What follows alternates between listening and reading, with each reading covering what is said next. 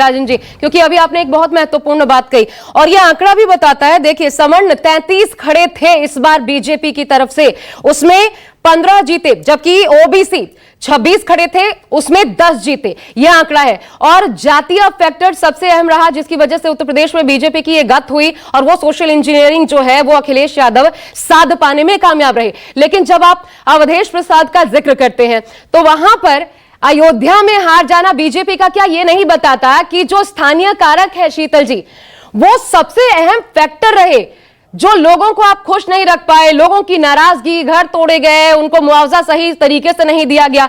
Main वजह अगर अयोध्या हार गए तो अभी भी अगर हम ये नहीं समझ पा रहे हैं कि आप कितना भी जातीय समीकरण बैठा लें, आप जमीन पर क्या किस रूप में लोगों के बीच पेश हो रहे हैं वो सबसे ज्यादा अहम हो जाता है। तो ये जातीय फैक्टर देखना, ये कैसा दिखता है आपको? ये वाकई जरूरी है? देखिए, अयोध्या पूरी कमिश्नरी हार गए। अयोध्या कमिश्नरी की 5 सीट हार गए। बिल्कुल। और आप लखनऊ से बनारस तक आप चलेंगे और चल हो जा शुरू।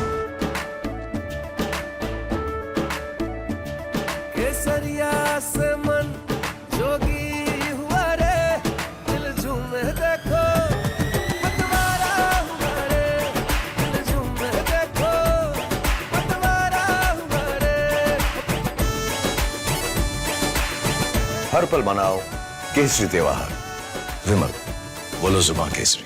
बुंदेलखंड से गोरखपुर तक चलेंगे तो उस इलाके में करीब 75% सीटें हार गए। तो इस सबको देखना होगा। जो रूरल सेगमेंट है सोसाइटी का और उत्तर प्रदेश का, उसमें इनकी हार का रेशियो 70% से ज्यादा है। वाराणसी मंडल में प्रधानमंत्री तो खुद 1,52,000 से मात्र जीते, वो भी सारी सीटें हारे। मैं वही बताना चाह रहा हूं, ये हुआ है जो नीतियों का डिसकंटेंट है।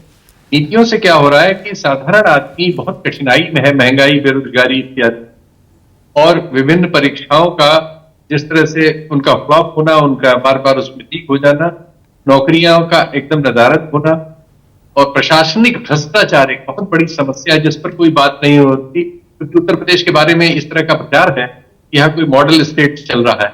ऐसा नहीं है। यहाँ भारी अपराध हो रहे हैं, बहुत भीषण, और स्त्रियों के विरुद्ध अपराध हो रहे हैं।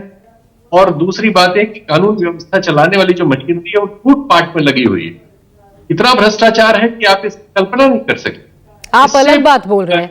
आप उन बातों से इतर बात बोल रहे हैं जो बुलडोजर बाबा तो ऐसे ही नहीं कहे जाते, माफिया राज खत्म कर देंगे उनका। तो हमने नतीजों के बारे में भी सबसे इतर बात की थी और वो ठीक निकला। चूंकि हम यहीं रहते हैं, हम गांव में ही रहते हैं और हम लोगों से मिलते जुलते हैं और उनकी कठिनाइयों को आंखों से देख रहे हैं।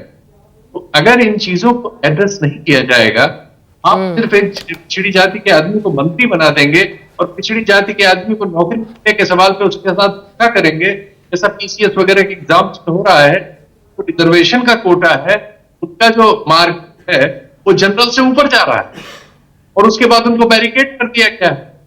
तो ये सब आगे उनके पास जा रहे हैं, मिडिल क्लास है। और देखिए, दलित में भी शिफ्ट हुआ, जिसको आप ये समझते हैं कि